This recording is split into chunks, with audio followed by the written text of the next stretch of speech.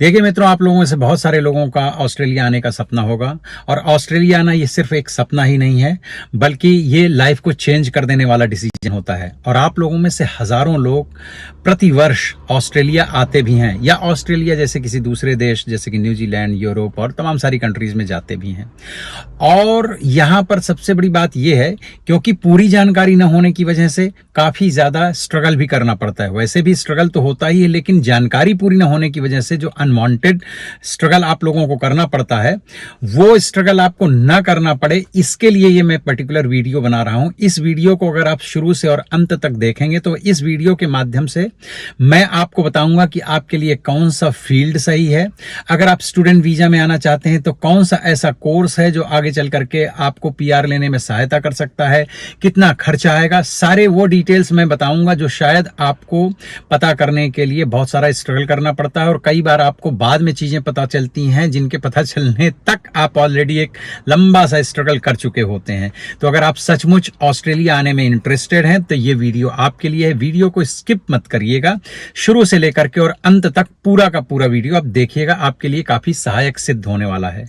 तो नमस्कार बंधुओं, मैं हूं आपका मित्र शक्ति पांडे, सिडनी ऑस्ट्रेलिया से, और स्वागत करता हूं अपने यूट्यूब चैनल पर। मित्रों, अगर अभी तक आपने मेरे चैनल को सब्सक्राइब नहीं किया है तो प्लीज चैनल को शुरुआत में ही सब्सक्राइब कर लीजिए, वीडियो को लाइक जरूर कीजिएगा और कमेंट करके बताइएगा कि क्या ये वीडियो आपके लिए सहायक सिद्ध हुआ। इसमें से जो भी इंफॉर्मेशंस आपको मिल रही हैं, क्या ये इंफॉर्मेशंस आपके किसी काम की हैं, तो आप कमेंट करके बताइएगा, हमें भी हौसला अफजाई होगी। हौसला अफजाई होगी। और हाँ, ये आजकल वो एक और ऑप्शन आ गया है नीचे, हाइप वाला, तो वो आप जरूर दीजिएगा। एक बार क्लिक करेंगे तो एक बार, लेकिन आप उसे 3 बार क्लिक करके दे सकते हैं। जितनी हाइप देंगे आप मुझे, उतनी मेरी वीडियो की रीच बढ़ेगी और थोड़ा सा मुझे भी आगे चल करके और इन्फॉर्मेटिव वीडियोस बनाने के लिए प्रोत्साहन मिलता रहेगा। तो मित्रों, सबसे पहले मैं आपको एक बड़ी ऑनेस्ट बात बता देता हूं कि ऑस्ट्रेलिया आना उतना इजी नहीं है और आने के बाद में सरवाइव करना भी उतना इजी नहीं है जितना कि यूट्यूब में तमाम सारे लोग आपको बताते रहते हैं। नामुमकिन कुछ भी नहीं है, इम्पॉसिबल कुछ भी नहीं है, लेकिन रियलिटी चेक जरूर करना चाहिए। और ये मैं आपको डराने के लिए नहीं बता रहा हूं, ये मैं आपको सिर्फ इसलिए बता रहा हूं कि आपके सामने सच्चाई बनी रहे, तो आप उस हिसाब से अपने आप को मोटिवेट करके आए और अपने आप को प्रिपेयर्ड करके आए। कि जैसे यहां पर आप मान लीजिए आप स्टूडेंट आते हैं तो आपको लगता है कि हम पार्ट टाइम जॉब करके और सरवाइव कर लेंगे। कुछ लोगों का थोड़ा बहुत काम चल भी जाता होगा, क्योंकि आपको जब पार्ट टाइम काम मिलता है तो, और उस पे भी आपको 250 से लेकर के 300 और कई बार तो 350 वीकली रेंट देना पड़ता है, और ऊपर से खाना पीना $100-150 तो आपका वीकली चला ही जाता है।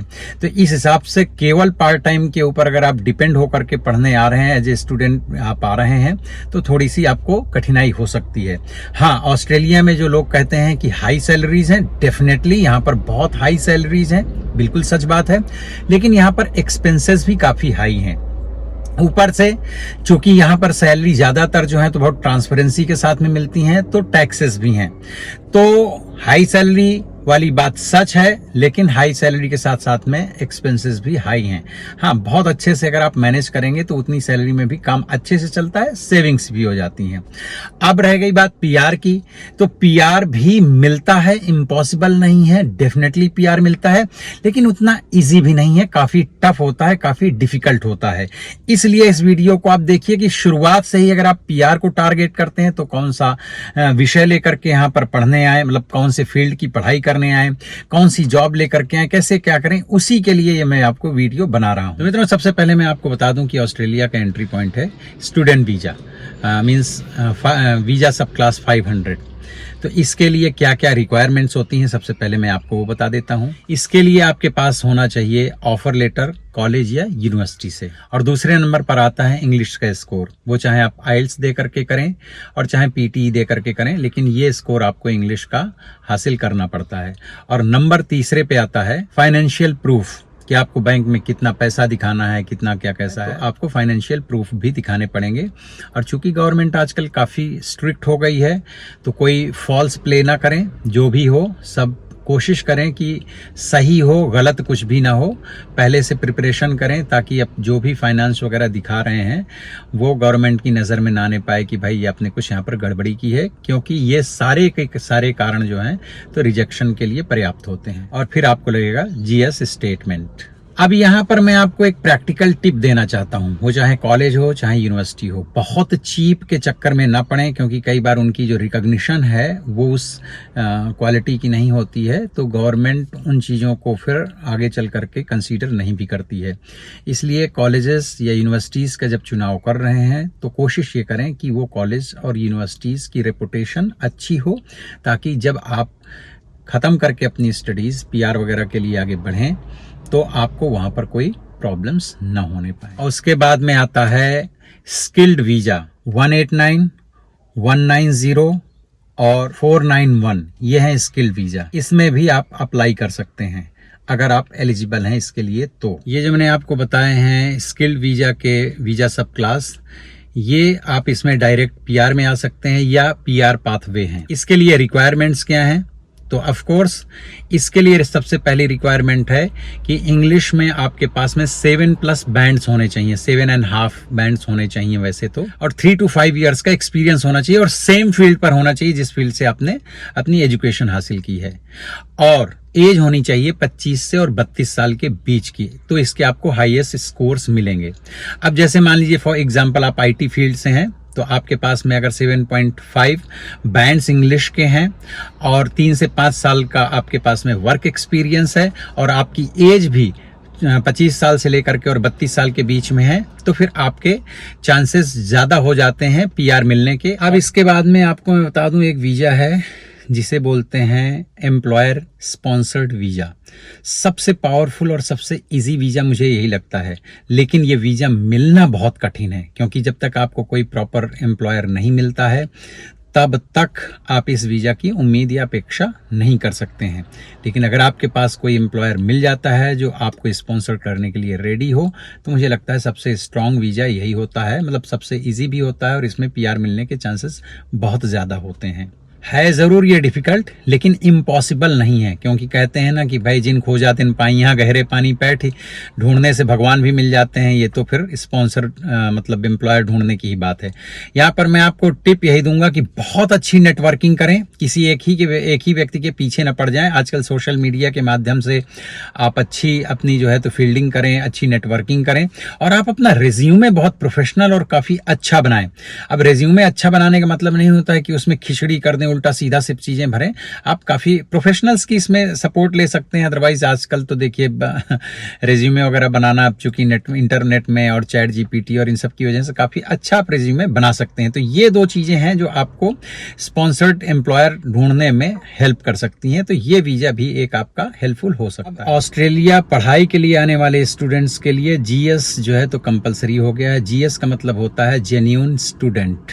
अब जेन्युइन स्टूडेंट हैं, इस बात को आपको प्रूफ करना पड़ता है गवर्नमेंट को कि आप यहाँ पर सिर्फ पीआर लेने के लिए नहीं आ रहे हैं या यहाँ जॉब करके करियर बनाने नहीं आ रहे हैं, बल्कि आप सिर्फ पढ़ने के लिए आ रहे हैं। तो ये चीज़ आपको प्रूफ करनी पड़ेगी। तो कैसे प्रूफ कर सकते हैं उसको? तो सबसे पहले आपको अपना क्लियर स्टडी प्लान बताना पड़ेगा और आपको करियर कनेक्शंस बताने पड़ेंगे और आपको गैप एक्सप्लेन करना पड़ेगा। कुछ इस तरह से आप अपने जेन्युइन स्टूडेंट होने का प्रूफ दे सकते हैं। अब फाइनेंशियल प्रूफ आपके पहले से ज़्यादा इंक्रीज हो गए हैं, और उसमें क्या क्या होता है कि आपकी साल भर की फीस होती है, प्लस आपके साल भर के लिविंग एक्सपेंसेस होते हैं। उन दोनों को मिला करके जितना भी होता है आपका एटलीस्ट 1 ईयर का लगभग $25,000 के आसपास होता है। वो अब आपको बैंक में प्रूफ करना पड़ेगा, दिखाना पड़ेगा। आपको बैंक से लोन ले रहे हैं तो उसकी स्पॉन्सर मतलब बैंक से लोन के प्रूफ देने पड़ेंगे, या आपको कोई स्पॉन्सर कर रहा है तो उस सोर्स को भी आपको प्रमाणित करना पड़ेगा।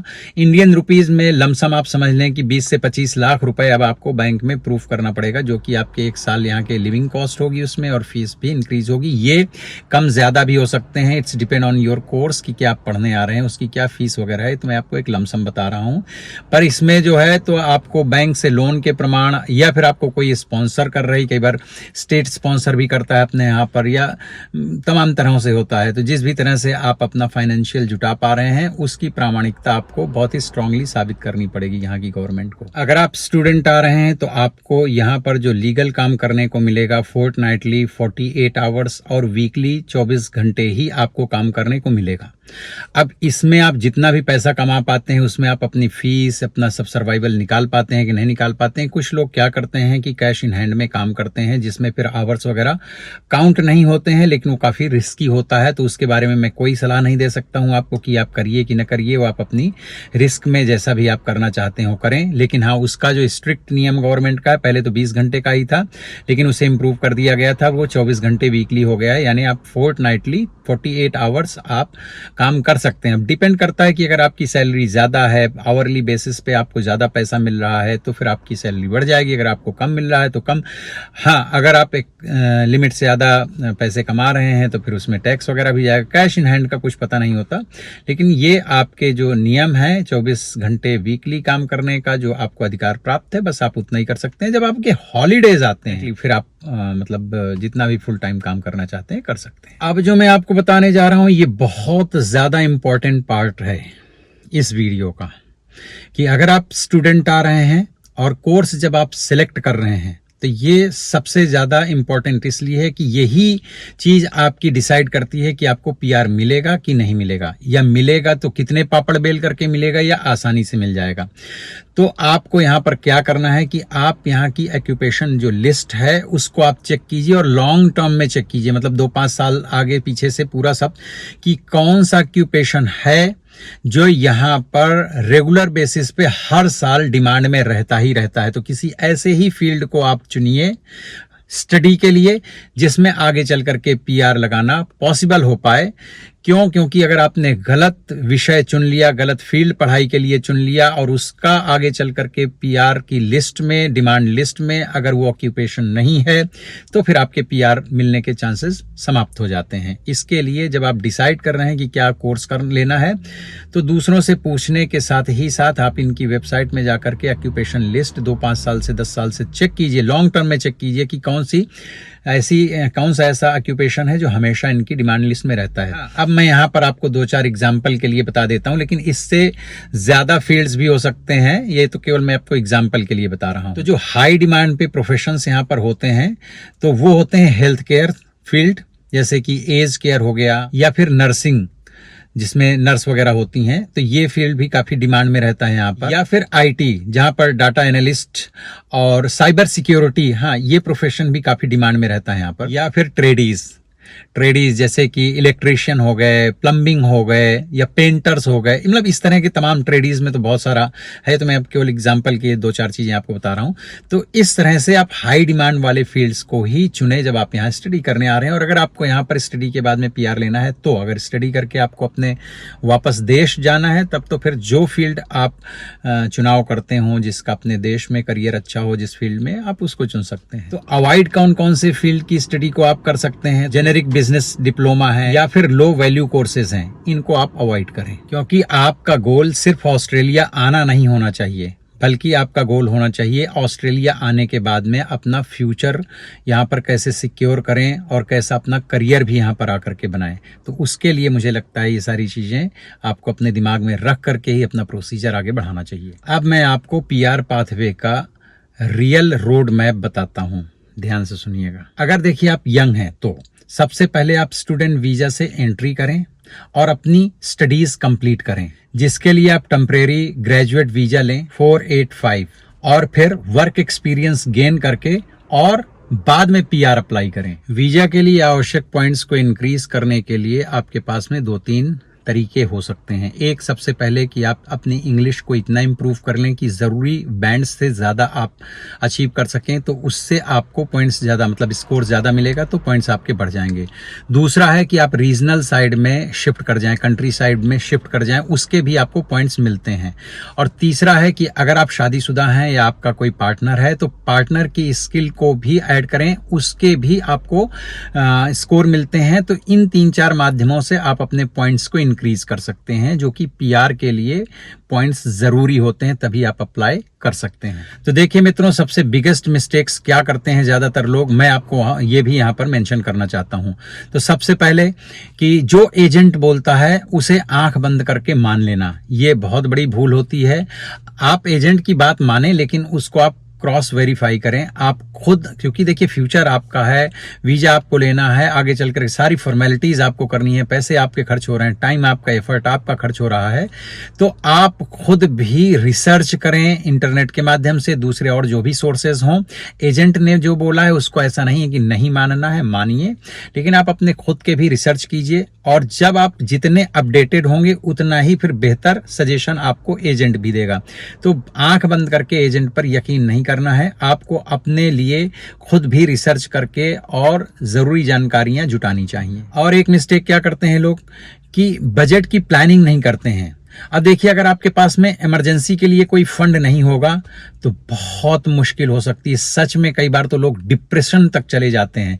इसके लिए आने से पहले बजट की प्रॉपर जो है तो बजटिंग करें और अपने रिजर्व में ऐसे इमरजेंसी के लिए फंड वगैरह रखें, या कोई भी सोर्स या कोई ना कोई व्यवस्था ऐसी करके रखें ताकि आपका सब कुछ स्मूथली चल रहा है, अचानक कुछ ऐसा हो गया तो उस वक्त आपको सब छोड़ छाड़ करके वापस न जाना पड़े और आप डिप्रेशन का शिकार ना हो। इसलिए बजटिंग पहले से अच्छी तरीके से करें, सोच विचार करके। और एक मिस्टेक लोग क्या करते हैं कि लोगों को चाहे सुन करके कहीं से इधर उधर से गलत इन्फॉर्मेशन की वजह से कई बार लोगों को लगता है कि आते ही $30 पर आवर्स की जो है तो हमको जॉब मिल जाएगी।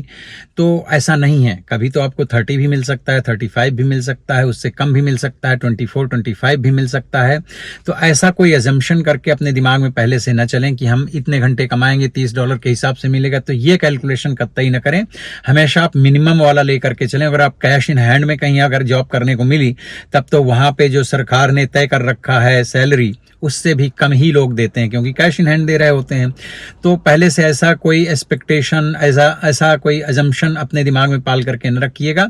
थोड़ा प्रैक्टिकली सोच करके चलिएगा, बहुत हाई उसमें जा करके चीज़ों को डिसाइड मत कीजिए जब आप अपनी बजटिंग वगैरह कर रहे हैं। और फिर से मैं कह रहा हूँ, मैं आपको डरवा नहीं रहा हूँ, मैं आपको सतर्क कर रहा हूँ, जागरूक कर रहा हूँ, प्रिपेयर्ड कर रहा हूँ कि आने वाली जो भी मुश्किलें हैं उनके लिए पहले से आपके पास में क्या व्यवस्था होनी चाहिए। बात कर लेते हैं कि मंथली सर्वाइवल के लिए आपको कितना पैसा कम से कम लगेगा। तो देखिए, अब मैं वीकली नहीं मंथली बता देता हूं आपको कि अगर $200 हफ्ते के हिसाब से भी आपका रेंट है, मतलब ये तो मिनिमम लगा रहा हूं, तो भी आप ये मान करके चलिए कि $800 से लेकर के और $1200 महीने का कम से कम आपका रेंट हो जाएगा।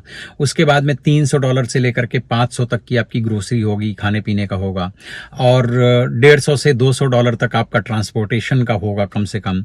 फिर आपके पास में मोबाइल होता है, इंटरनेट होता है, कुछ और खर्चे वगैरह होते हैं। तो इन सब चीज़ों को दिमाग में आप रखिएगा कि कम से कम इतना आपको जो है 2000 से लेकर के और $2500 वीकली, मंथली जो है आपको एक्सपेंस करना पड़ेगा। $2000 तो आप जब बहुत सब चीज़ों को मतलब कंट्रोल करके रखेंगे तो, नहीं तो $2500 जो है एक ठीक ठाक ढंग से आप सर्वाइव करने के लिए महीने का खर्चा मान करके चलिए। इसमें आपकी फीस वगैरह इंक्लूड नहीं है।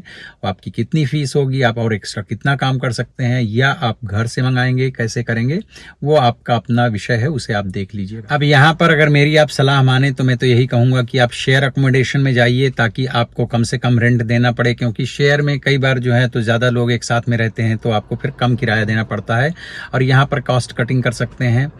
और आप अपने एक्सपेंसेस जो अनावश्यक होते हैं, कई बार दोस्तों के बीच में इधर उधर में जो खर्च करते हैं, आप उसे कंट्रोल रखिए, क्योंकि खर्च जितना शुरुआत में आप कंट्रोल से चलेंगे उतना ही अधिक लंबे समय तक आप यहाँ पर सर्वाइव कर पाएंगे। और दूसरा है कि आपको अधिक से अधिक कहाँ पर सैलरी मिल रही है, तो थोड़ा सा जॉब वगैरह जो है स्मार्ट जॉब करें ताकि आप अधिक पैसे कमा सकें, क्योंकि आपके पास आवर्स तो 24 ही हैं।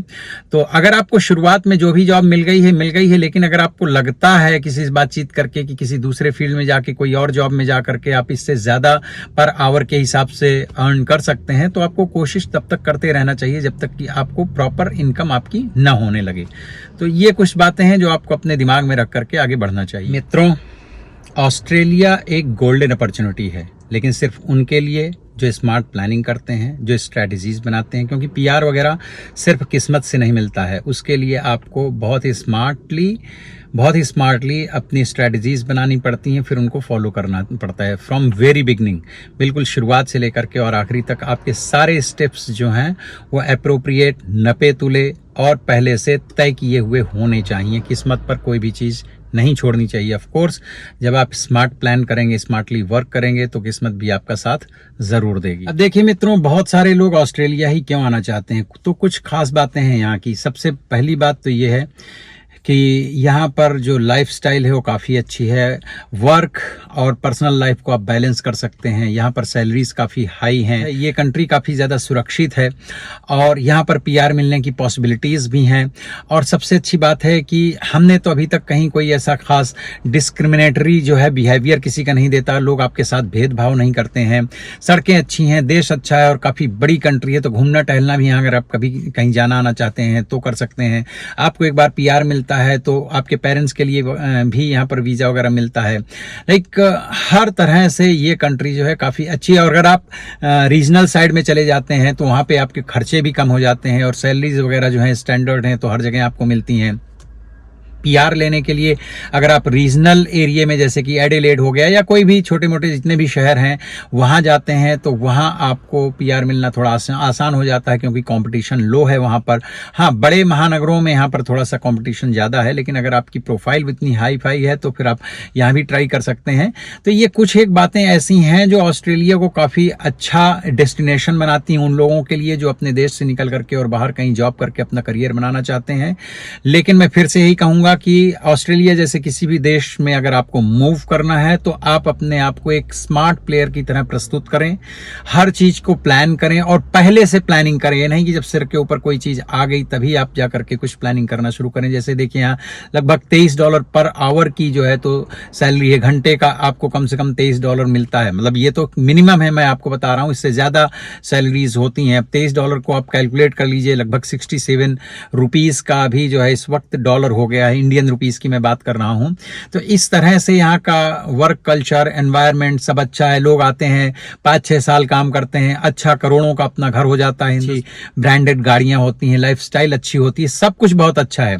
लेकिन इजी कुछ भी नहीं है। आपको उसके लिए बहुत हार्ड वर्क करना पड़ेगा, ईमानदारी के साथ में काम करना पड़ेगा, लॉ अबाइडिंग बनना पड़ेगा आपको। ऐसा नहीं कि आप कानून तोड़ करके शॉर्टकट यहाँ पर कुछ भी करना चाहें। अगर आप गवर्नमेंट की नजर में आ गए तो आपका मतलब आपको डिपोर्ट भी किया जा सकता है। तो इन सब चीजों को आप अगर फॉलो करते हैं तो अब हम सब लोगों ने किया है, इम्पॉसिबल कुछ भी नहीं, सब कुछ पॉसिबल है। यस, मुझे नहीं पता है कि मेरा वीडियो आप कब देख रहे हैं और कहां से देख रहे हैं। तो इसके लिए जब भी आप अप्लाई करने जा रहे हो, चाहे स्टूडेंट वीजा हो, चाहे डायरेक्ट पीआर हो, चाहे फैमिली स्पॉन्सर वीजा हो, चाहे स्टेट स्पॉन्सर वीजा हो, एम्प्लॉयर स्पॉन्सर वीजा हो, आप उस वक्त की अपडेट जरूर देखिएगा। क्योंकि यहाँ की गवर्नमेंट ऑलमोस्ट जो है तो साल में 2 बार अपने नियम कानून वीजा से रिलेटेड चेंज करती रहती है, रिक्वायरमेंट्स चेंज करती रहती है। हाँ, पहले जितना इजी था, जैसे स्टूडेंट्स वीजा में पहले 15-15 लाख का मेरे ख्याल से फंड दिखाना पड़ता था, 20-25 लाख हो गया है। तो मतलब धीरे धीरे चीजें जो है स्ट्रिक्ट भी होती जा रही हैं, मोर ट्रांसपेरेंट होती जा रही हैं, एक्सपेंसिव होती जा रही हैं, क्योंकि इनको भी क्वालिटी के लोग चाहिए। शुरुआत में जब ये लीनियंट थे तो हमारे यहाँ से बहुत घपलेबाजी हुई है, तो उसकी वजह से फिर ये स्ट्रिक्ट होते जा रहे हैं। क्योंकि कुछ भी गलत काम करेंगे तो एक न एक दिन तो लोगों की नजर में, गवर्नमेंट की नजर में आ ही जाता है। फिर वो पूरा का पूरा डिपार्टमेंट इस तरह के लोगों के साथ में डील कर रहा होता है, तो उनको भी तो अनुभव और एक्सपीरियंस है ही। और फिर हमारे अपनी कंट्रीज के लोग भी उन सब डिपार्टमेंट्स में धीरे धीरे जो है जॉब वगैरह करने लगते हैं, तो और इनलाइटन करते हैं, लोगों को बताते भी हैं। तो इसके लिए अगर आप ईमानदारी और सच्चे मन से और मेहनत करके इस देश में आना चाहते हैं तो ऑफकोर्स यहाँ बहुत उज्जवल भविष्य है। और मैं चाहता हूँ कि आप सब लोग यहाँ आइए। हाँ, यहाँ 1-2 बातें मैं मेंशन करना चाहता हूँ। कभी कभार वंस इन अ वाइल मुझे ऐसे कमेंट्स भी देखने को मिलते हैं कि आप लंबा वीडियो बनाते हैं, बहुत सारी बातें करते हैं। तो भाई मैं ऐसा ही हूँ, मैं ऐसे ही वीडियोस बनाता हूँ। आपको पसंद आते हैं तो बहुत बहुत स्वागत है, अगर नहीं पसंद आते हैं तो आप शॉर्ट्स देखिए। शॉर्ट में भी बहुत सारी इन्फॉर्मेशन लोग दे लेते हैं, मैं नहीं दे पाता हूँ। मैं इस तरह से थोड़े से लंबे बना करके इस तरह बातें करके और बताना मेरा अपना स्वभाव है, नेचर, मुझे इसमें अच्छा लगता है, मैं कंफर्टेबल हूँ। तो जो लोग मेरे वीडियोस के साथ में, मेरी वीडियो की लेंथ के साथ में कंफर्टेबल है, मेरी भाषा के साथ में कंफर्टेबल है, उनका हृदयपूर्वक स्वागत है। और जो कंफर्टेबल नहीं है उनसे मैं क्षमा चाहता हूँ बंधुओं। तो आज मुझे ये कुछ इन्फॉर्मेशन आप लोगों को देनी थी। अगर वीडियो अच्छा लगा हो तो फिर से वही रिक्वेस्ट करूंगा कि चैनल को सब्सक्राइब कर लीजिए, वीडियो को लाइक कीजिएगा, कमेंट कीजिएगा, शेयर कीजिएगा अपने दोस्तों के साथ में और हाइप जरूर दीजिएगा। और मिलता हूं फिर किसी दूसरे वीडियो में, तब तक अपना बहुत बहुत ध्यान रखिए। Take care and bye bye.